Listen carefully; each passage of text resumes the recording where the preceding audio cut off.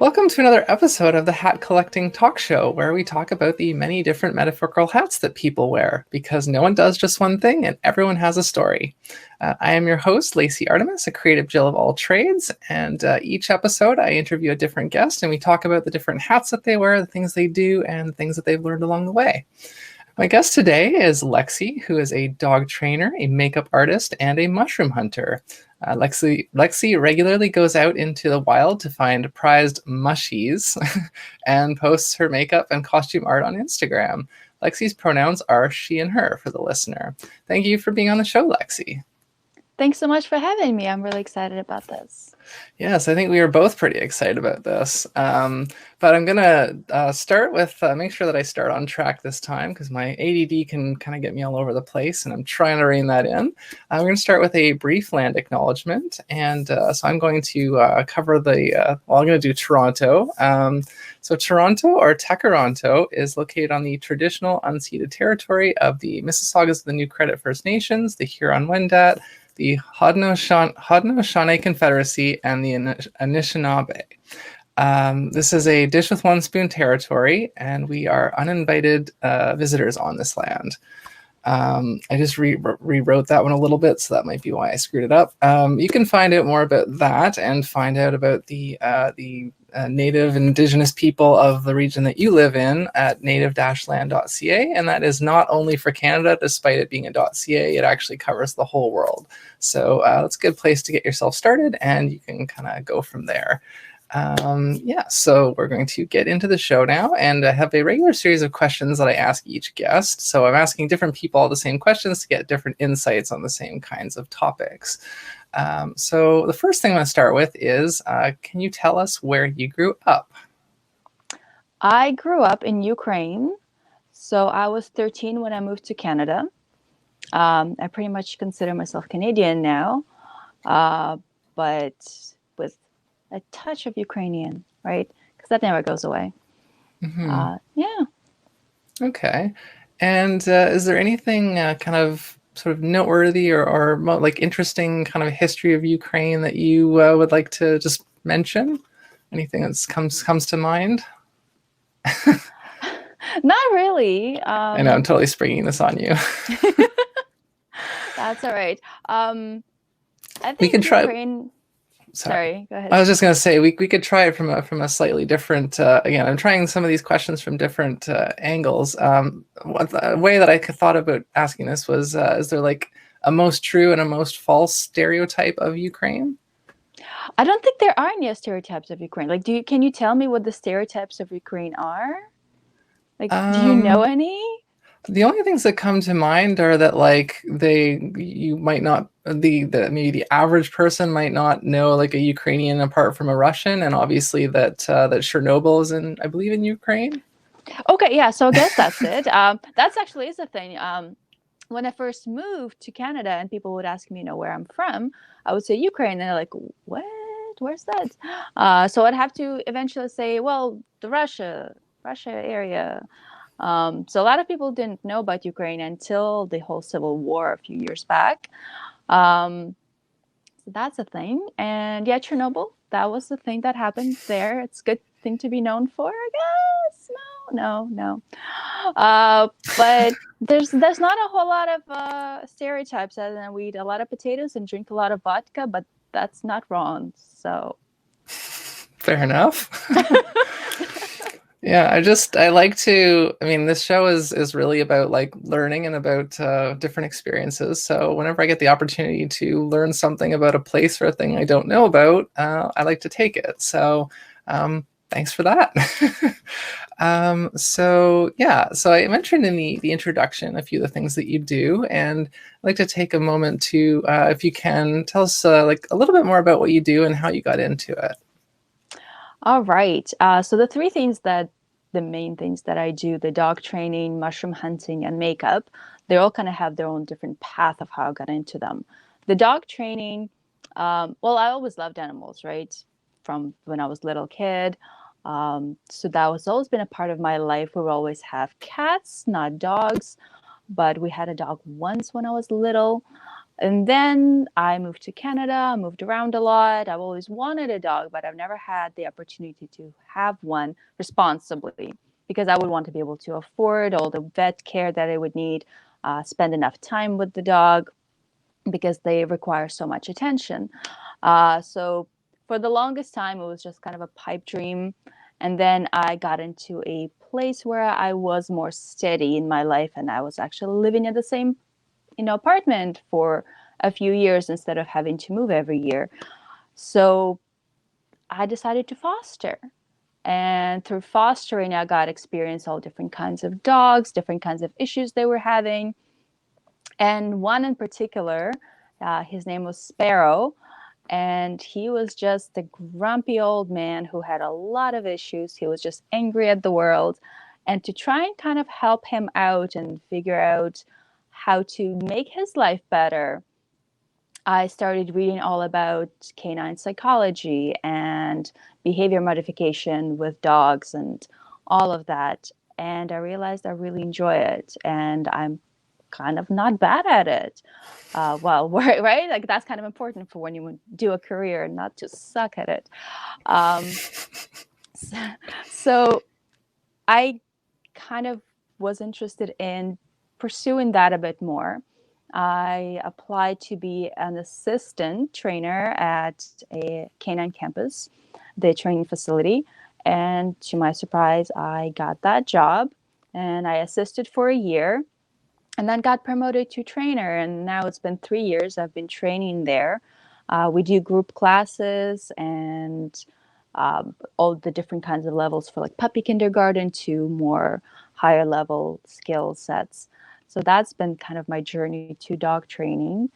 Um, Mushroom hunting, uh, that one's a bit different because mushroom foraging in general is very much part of Ukrainian culture. Oh, there we go, stereotype of Ukrainians. We get our own food.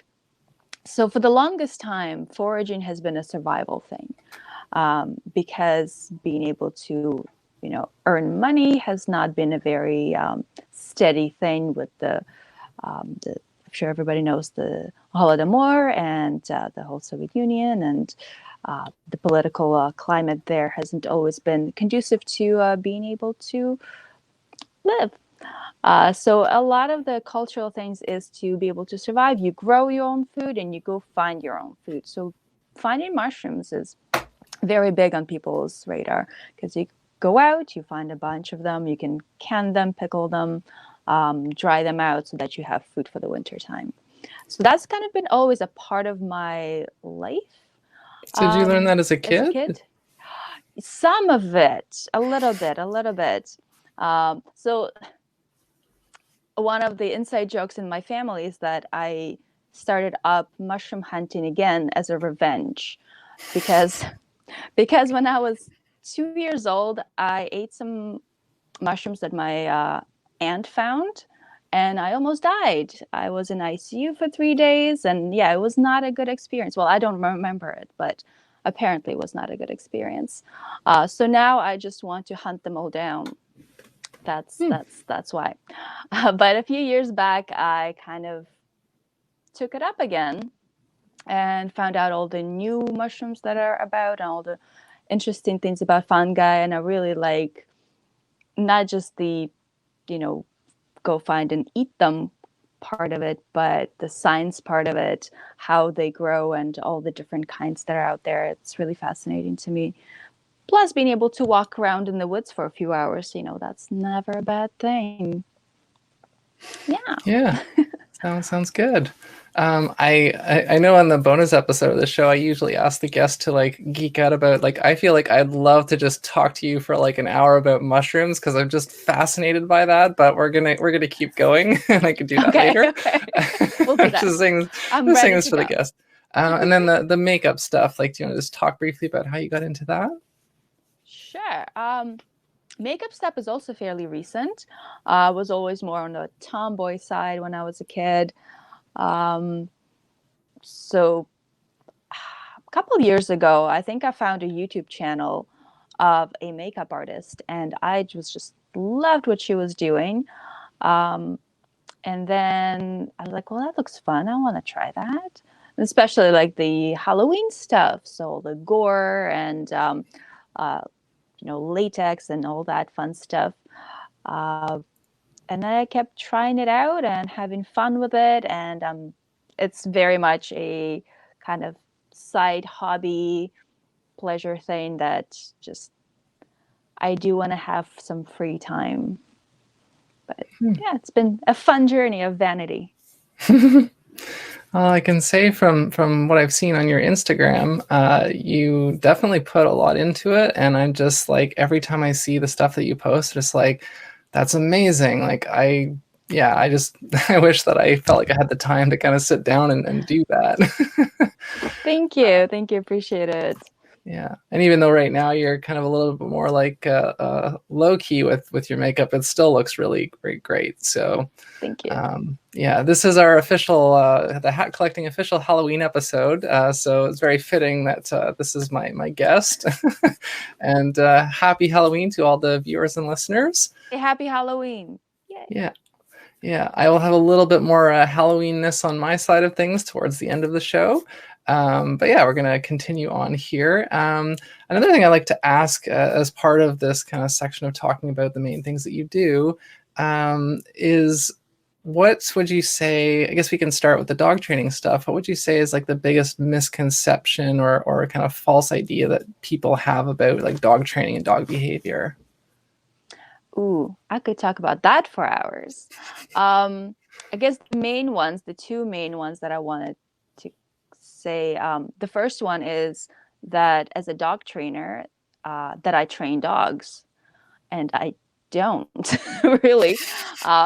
In the classes, I spend maybe about 5% of the time actually interacting with the dogs, and the rest of it I'm teaching the people.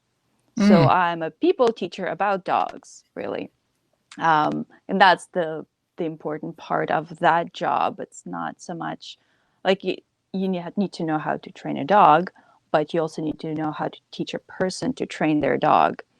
And a lot of people will come into the class and expect that 1 hour per week in class will change their dog. It's like, no, you're going to actually have to go home and do the work and learn the things yourself as well, because otherwise it's not going to happen.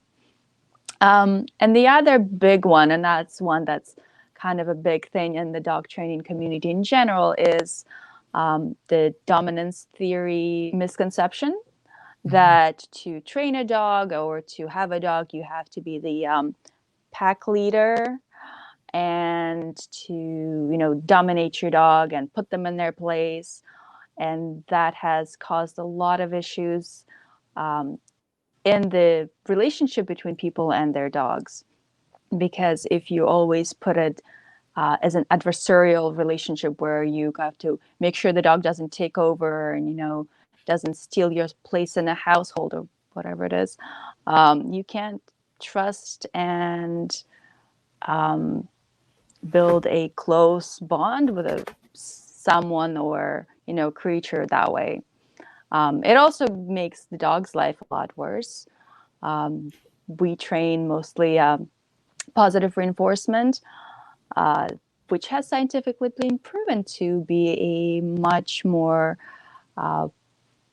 efficient way to train, really, and it creates a better bond. So that's probably the two biggest misconceptions about dog training that I always come across. Yeah, I would say that positive reinforcement works a lot better on humans too. Who would have thought? Yeah, absolutely. Yeah. So the next question on our list is, as a child, when you were younger, do you remember what you wanted to do or to be when you grew up? I wanted to be a grade school teacher. So I'm definitely not doing that per se, but I am teaching in a way. So I sort of kind of kept up with the dream job. Yeah. I mean, you definitely, and like that's kind of the thing with some people. They might have thought about they wanted to do one sort of thing, and then maybe they didn't go exactly into that, but they did end up doing something on somewhat of a similar wavelength. And I mean, as long as you ended up somewhere where you're kind of happy, you feel like you're doing something positive, then there's nothing wrong with that. Like, we have lots of different ideas when we're younger until we kind of figure things out a bit better, which is a perfect segue into kind of the next question, because again, I like to talk to the guests about this idea of this prevailing cultural narrative, as I like to call it, that we're supposed to have everything figured out by the time we turn 30. And for a lot of people, and increasingly more, I think nowadays, that is not happening. And so I actually don't know exactly what your age is. I'm not sure if you're over or under 30, but so with that kind of idea in relation to your like goals or your plans, where were you at, or where do you think you'll be at the age of 30? So I am over 30. And I have no idea where I'm going. Everything in life has been very transient and very changing for me. The dog training thing hasn't happened until 4 years ago. Everything else has also been fairly recent. So in 5 years, I don't know where I'll be. Maybe I'll have a whole other career that's going to be very different. So we'll see how that goes. I don't have everything figured out. I'm not looking to have everything figured out. I definitely think that the idea in the society that we should have our whole life completely set by the time we're 30 is bonkers.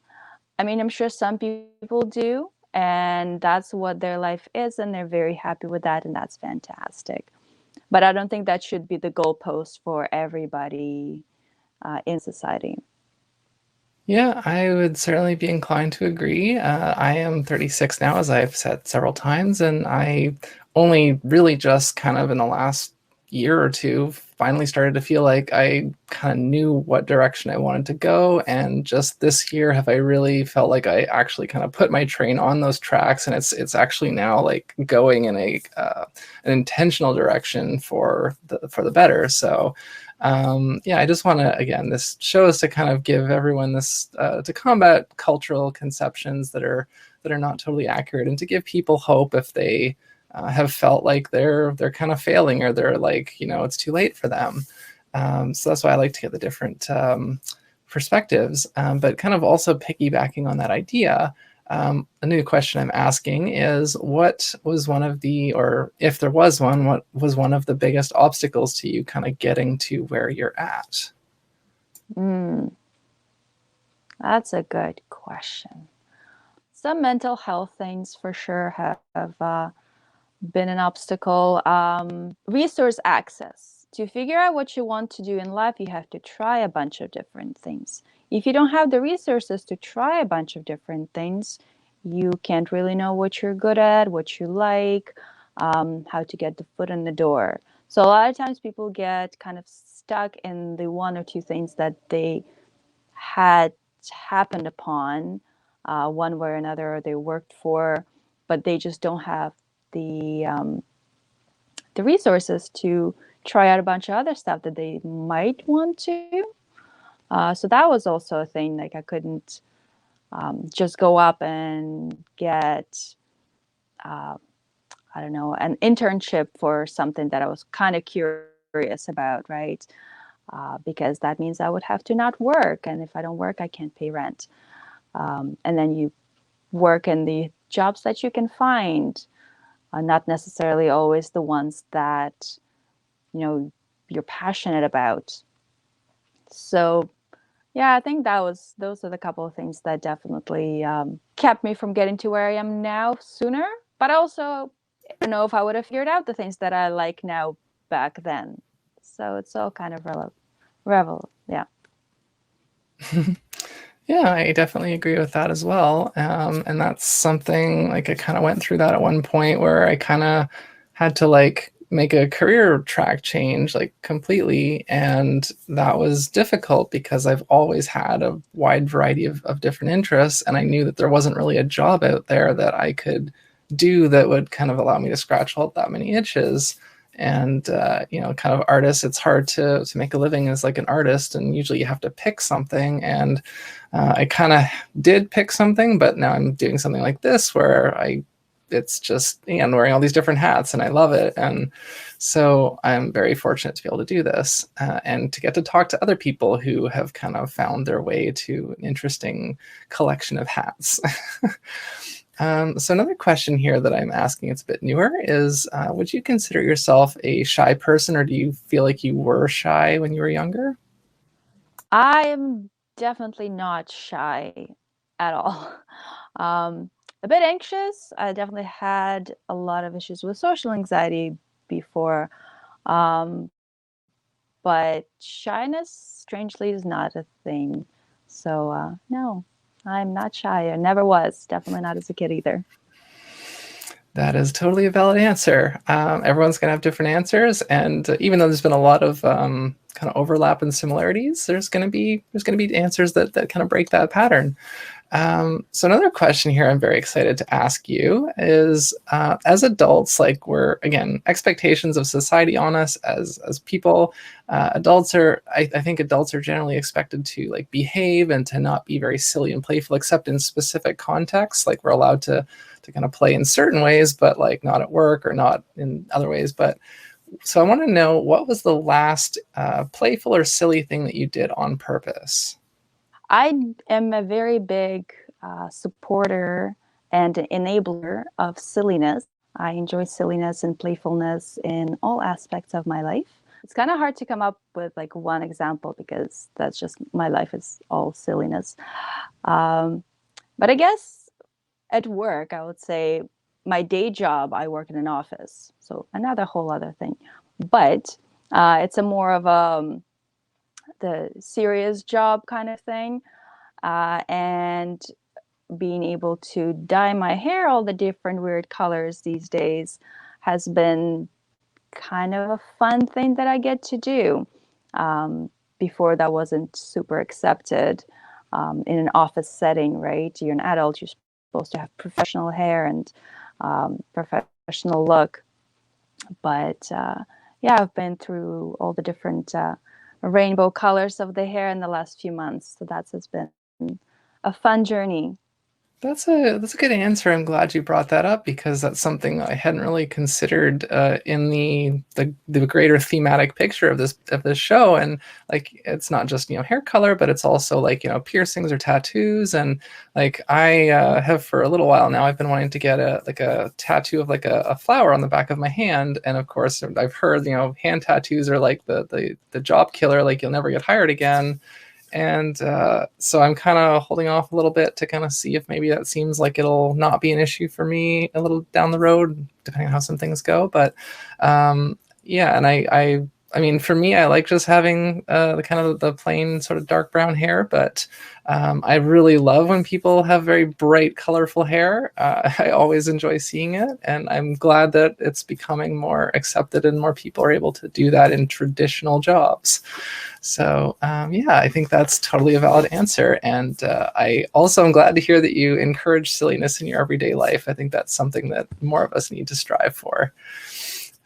So on another note of like kind of learning and doing different things, what is the last new, or I guess one of the last new things that you learned, whether it was a fact or a skill, and what's something new that you would like to learn or try? So the last thing I learned was how to pickle mushrooms. So the couple of weeks ago, I went out mushroom hunting, and I found this 9 pound maitake mushroom. It was giant. It took me forever to clean it up, and I knew I wasn't going to be able to eat 9 pounds of mushroom in like a 2 day span, right? Like that's a lot of mushroom even for me. So I had to preserve it somehow. And pickling sounds like one of the fun ways to do that. So I had to figure out how to, the recipe to use, tweak it a little bit to my taste because sometimes I don't like too much vinegar or whatever it is. So that's been something fun and interesting that I've kind of been dabbling in. Um, as for the next thing that I want to learn, I don't know, one of the big ones that I want to try and do is skydiving.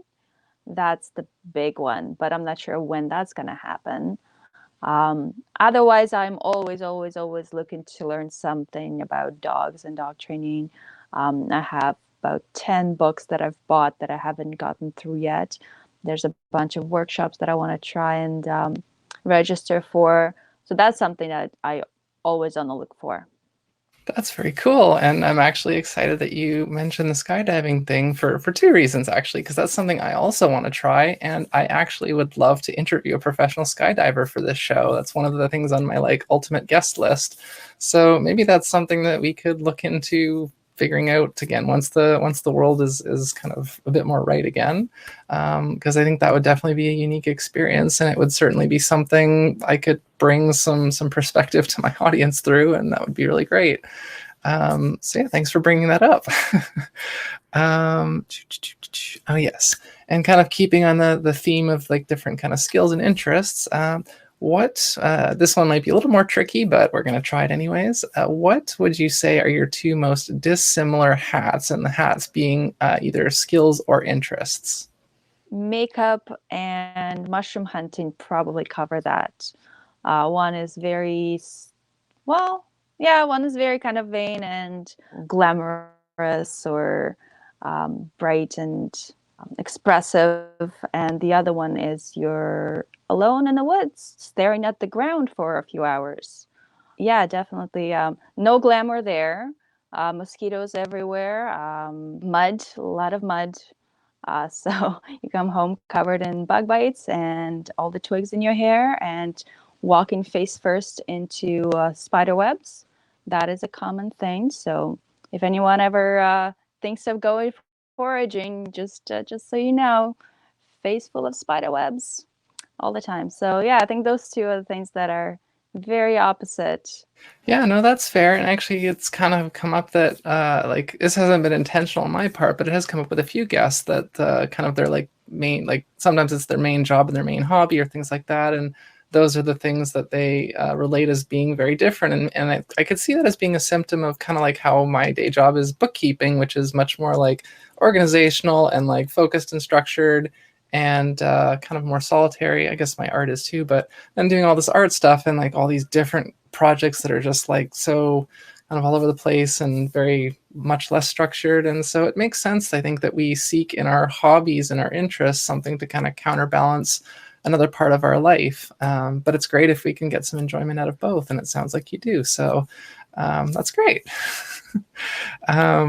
Yeah, so the next question here in our series is, do you have, would you say that you have a peak time of day, whether it's morning or night or somewhere in between? My peak time tends to be from about 11 o'clock at night to about 3, 4 in the morning. Unfortunately, that doesn't work super well with a day job that's a 9 to 5, because if I go to bed at 4 in the morning, I only have about 3 hours of sleep, which happens a lot actually. So yeah, it doesn't fit in with the standard societal scheduling, unfortunately. But I'm definitely a nocturnal creature. Yeah, that's seems to be the majority of the people that I talk to, and it doesn't surprise me. Yeah, and I've kind of joked about like it's pretty easy to find nighttime people. There's a lot of common places that they are, but morning people, aside from like cafes or coffee shops, like where do you find us really? So yeah, it's Right. just yeah, I know, but I mean, I'm not. I'm very happy to. I wouldn't want to switch place. I mean, sometimes I might want to switch places with a night person just to kind of experience some things. Because, as maybe to some people this might sound pretty sad and pathetic, but like for me to stay up past 10 p.m.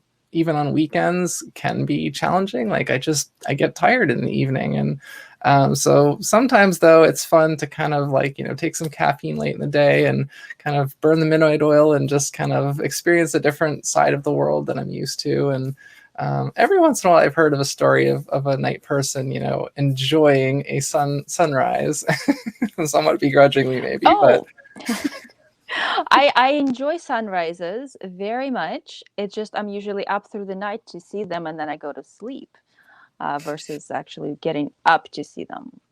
Yeah. hmm. Yeah, well, that makes sense. So yeah, we're going to kind of go into the last set of the questions here. The next one is, the pandemic has obviously disrupted most people's lives, and that's kind of turned out differently for different people depending on your situation and other factors. But I'm trying to take a positive look at this and say, what silver linings or positives have specifically resulted in your life because of the pandemic disruption? Definitely the amount of time I have for both art and mushroom hunting. So being able to do more makeup, um, that has been very, I don't know, it's been very fulfilling for me to have the time to sit down and work on something for 3 or 4 or 5 hours versus before I would have, half an hour to do something. And for the longest time, I couldn't really create a lot because I couldn't invest the time. So that's definitely been a positive of it. The freed up time to pursue those personal artistic creations. Yeah, and that again, that's been somewhat of a common answer as well, and that's been true of me as well. This show, it would have eventually existed anyways, but actually, the story that I've told is that the show was originally going to have a very different name and a very different, not a very different theme, but the disruption kind of caused me to like rethink, and I came back with a bit of a different idea that I think has turned out really well. So that was a very nice little positive for myself. Um, and I know you mentioned it earlier on with the like obstacles to kind of getting to where you're at, and you mentioned a little bit of mental health stuff. That is something else that we like to talk about on the show. So if you wanted to maybe talk about it in a little bit more detail, whatever you're comfortable with, any mental health or disability kind of issues that you've dealt with in your life. So I've never been diagnosed with anything. So all of it is just mostly going off the general criteria and talking to other people who have gone through similar things. But I've definitely had my run-ins with depression and anxiety and social anxiety, especially after moving from Ukraine to Canada. That was kind of a big shock to the system, right? Losing basically everything after moving. I lost most of my family. I lost my language, my culture, my friends. Everything just completely turned upside down. I was 13, so trying to go into the whole teenage phase of life while being completely uprooted from anything I've known previously. Yeah, that was a bit tough, and I'm definitely kind of fallen into depression and later on anxiety. Those have definitely been parts of my life on and off, sometimes a bit more, sometimes a bit less. I've been lucky enough that I have gone to therapy and been able to find some coping strategies that have worked quite a bit. My dog training job actually helped a lot as well, because while researching ways to help dogs with their issues, there's some similarities and ways that I could um, kind of tweak it and apply it to myself, interestingly enough. And that has been funny enough helpful. So I think mental health is something that everyone has to invest in, right? It's part of our overall health. So we all take care of our body, trying to eat right, trying to do the exercise, trying to get the sleep, and all of the regular things that we do to try to keep our bodies healthy. Um, and same things that we need to do to keep our mind and our mental faculties healthy as well, or try to mitigate some of the things that come up as well. I think we need to, in society, kind of talk more about and be more okay with the fact that mental health is part of our lives, and it's okay to not always be okay. Yeah, that's definitely something I've seen, that kind of, I don't want to call it a slogan, but that phrase I've seen a lot more lately, like it's okay to not be okay. And that is something that I definitely think needs to be normalized and people need to hear more. So thank you for saying that. And something I've been kind of more recently thinking about trying to incorporate into the show in some way. I'm not entirely sure yet how. It's something I'm kind of still feeling out, but it occurred to me like relationships are obviously very important in our lives, and it can be a thing of like maybe you have like a partner who's very supportive of what you do, or maybe your parents, you have a really good connection with them, or a sibling or something, best friend. And so I guess I'm just going to throw out a general question at you here. Like how have the like relationships in your life kind of interplayed or affected what you do and kind of how you've gotten where you are? Oh, that's a great question. I mean, obviously, all relationships affect us one way or another. I've been very lucky. I've had some wonderful relationships, both with partners and friends that I value deeply, people who challenge me, who won't just kind of go along with anything I say, who will point out things that I mess up, but will do so with kindness and grace, and be able to give me space to improve and time to work on my stuff. That has been very helpful, having people that I can be completely honest with and be completely myself, even on the days where I'm not okay. And I can come to them with those feelings and those issues that I'm having, and get compassion, kindness. But also they will push me to work through them. They won't let me just stay there and wallow, which I really appreciate. That's definitely been very helpful. So I think my friends and my partners have been instrumental in encouraging and supporting and just walking this life with me. And I really appreciate that. That sounds really good. And I think, yeah, what I was trying to get at there, and you kind of ended up on it anyways, is like realizing if we don't have supportive people in our lives, or if we like have, very few supportive people, maybe some like our parents or someone is more critical, that can obviously be an obstacle and can slow us down, or it can kind of knock us off of the path that we feel like we should be on, but they're like, no, you should do this instead. And so I do want to start touching on that aspect of our lives, because relationships obviously also play a role. And some guests are going to be, it doesn't have to be a romantic partner. It could be a best friend or a roommate or anything. So I'm going to start to ask my guests about that and see what insights come out of that. But thank you for sharing that. Yeah, another new question or newer question here that I've got is, what is something that you have failed at that you're glad that you failed at? Sorry, I should have clarified that question a bit more.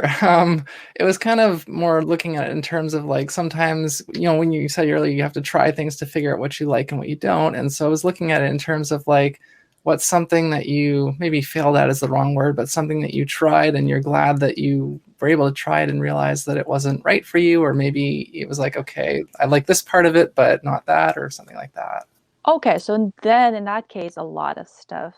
I went through a lot of hats. So I went to college for child and youth work. I realized that was entirely not a thing I wanted to do with my life. I did finish the college years and graduated, but then didn't go into working with that. I learned a lot, so I'm very grateful for the years of learning about psychology and counseling and behavior modification with humans. And a lot of that was extremely helpful in my personal life, and in professional life as well. Now that I'm teaching people, I need to know how to approach people, right? That's important. So that's the thing. I've also tried acting, because who hasn't? And definitely am not good at that. But I definitely had a lot of fun trying it out and playing with that. That is a great answer. And yeah, sorry for phrasing that really like I just kind of threw it at you like a brick. That's So all right. I usually try to like give some context for these questions, because they are a little bit more ethereal and like kind of like galaxy brain a little bit, but I just want people to be able to interpret them the right way, and to feel like they can answer them however is most like authentic for them. Last couple of questions we've got here. This one is another one I'm still trying to find exactly the right way to frame it, but we haven't talked too much about specific advice, but I do like to ask the guests, like, if there is the way I think I want to try framing it this way this time is, would you give, what advice would you give to like a teenager? What advice would you give to a 30-year-old? And what advice would you give to like, like, because we can still be mentors to people who are older than us. So somebody who's maybe like your parents' age, like what's something that you would give them for advice or kind of perspective? I think my advice would be the same for everybody. Don't stop playing. Life is difficult and awful in many ways, and it's going to throw a lot of hardships your way. One way to kind of enjoy life is to keep playing and keep finding those moments of happiness and giddiness and silliness. Um, do a silly scavenger hunt if you feel like it. Go throw some leaves around now that it's so pretty out, right? With the autumn and everything. Go stomp in some puddles. Doesn't matter. Find things that bring you joy and bring you those bits of happiness, and don't stop going for them, and try new things and keep playing. I fully subscribe to that advice, and I definitely think you're right. It can apply to anyone at any age. So maybe I'll have to get bumper stickers made. Lexy says, "Don't stop Definitely. playing." Absolutely. Yeah, and uh, again, these last two questions. Well, one's sort of a I'm giving guests now the opportunity to kind of turn the tables back on me because I felt it was only fair. I keep putting them on the spot, so I feel like it's fair for them to put me on the spot. So, is there anything, a question, whether it's something from the show or something unrelated to the show, that you'd like to ask me? Yeah, actually, since you've been doing this for a little while now, this show, interviewing different people who have uh, very different kinds of interests and jobs and lives. Has there anything that you noticed, like an overarching kind of thing that came up that surprised you about doing this show? Anything that, like, really interesting that you're like, oh, I didn't expect this to, happen, but here we are and it's happening. Yeah, I think there's been almost kind of calling back to the dissimilar hat sort of idea. Is like I've noticed that it's interesting how, like, with all the variety of the different things that the different guests are into or do or want to do, like there's still some kind of almost like universal truths or kind of things that everyone kind of says, even if they're in totally different fields. And then I really like I said, when just things kind of pop up that I because the series of questioning has been evolving as I go, and I figure like, okay, that question isn't really getting what I want for the show, and this question is better, so I'm going to use it instead. And so kind of evolving things based on what comes up and things that I encounter in the world to make, oh, I should ask about that on the show. And I think I just love learning, and I love being surprised by new information, and I just love getting to see people's like joy. So once I thought of that question about like playful things that people do, like I was so excited to start asking that. And I think I've just to see people to, like I said, to kind of get the authenticity out of different people and see the commonalities, but also the things that make certain people unique. And I just there's so much about doing this that has really been positive and kind of feeds my soul. And so I just look forward to those surprises and those insights. And yeah, I'm going to say this right now. It is hard to answer some of these questions. And that one for me, like, I'm kind of like, what am I going to say about that? But yeah, I guess that's my kind of clumsy answer for now. Not Yeah, at all. hopefully. Yeah. So as we wind down here, I want to also give you the opportunity. I like to do this with every guest. Is there any specific causes or charities that you would like to promote or raise awareness of? Yes, I'd like to encourage people who can, to donate to Toronto Food Not Bombs, and it's a grassroots organization that is helping homeless population of Toronto survive with food and other necessities, and like everything just goes directly to the homeless population. So definitely worthy cause and wonderful people who are doing fantastic work that needs to be done. So yeah. Yeah, yeah. I didn't mean to interrupt you there. I just I wanted to also vouch for that. It's been part of the consistent the end of the episode. There's like a card screen or like a screen that has a bunch of charities that have been consistently promoted. And that's one of them, because I actually have known a couple of people who are or have been involved with that. And yeah, it's absolutely a worthy cause, and I definitely encourage people to do. There's so many good causes out there, but every episode we kind of focus on something different. And of course, I want to also acknowledge Black Lives Matter, and please do donate to your local or volunteer if you can to local organizations that help Black, Indigenous, and people of color. And of course, also, other visible minorities and LGBTQ people. So yeah, I'm glad that I added this section, and that's one little way that I'm able to kind of give back a little bit through this show, aside from just kind of like wisdom and stuff. So yeah, I guess now we're kind of at the plug section. So if people want to check out because I know you have an Instagram. I'm not sure if you have much presence on any other sites, but anywhere that people can find you or connect with you online that you want to share right now. Sure. I'm mostly on Instagram. So for my makeup art, it's at Lexy. And my mushroom page is at Lexy's Corner. So find me there. Yeah, and for the viewers, there will be an overlay on the screen, which you can get that, and it'll be in the show description as well. And for the podcast listeners, it'll be in the description there. Try to make sure that everybody is covered. I follow both, and I enjoy both quite a bit, so I encourage you to go check those out as well.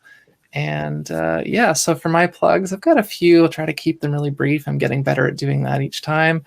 So I'm starting to promote my merch site a little bit more. It's not specifically Artemis stuff. I think I've got my logo up there. You can get as a sticker and things, but it's just a lot of design, original designs that I've created that I put up on there, so you can get them on shirts and mugs and all kinds of things. And that's artemismerch.com, which apparently doesn't work for everybody. So if you go to my website directly or go in the description of the episode, there's a Redbubble link, and that is where it is actually hosted. So that's where you can go to check that stuff out. I also have the Curiosity Guides, which is a series of educational ebooks that I've written, and they're all available for free on my website or curiosityguides.com. And I'm also writing a book, a short fiction novel, which will be published by the end of this year. So I just wanted to give another little tip of the hat to that one. And I have music, aside from just being on Spotify and iTunes as this show. If you go and search Artemis Creates, you can find the music that I've got on there, including the theme music for this show, which is a song called The Bronze Age. So if you like the music you hear at the beginning and the end of the show, that's what it is, and that's where you can get it. Also on my Bandcamp.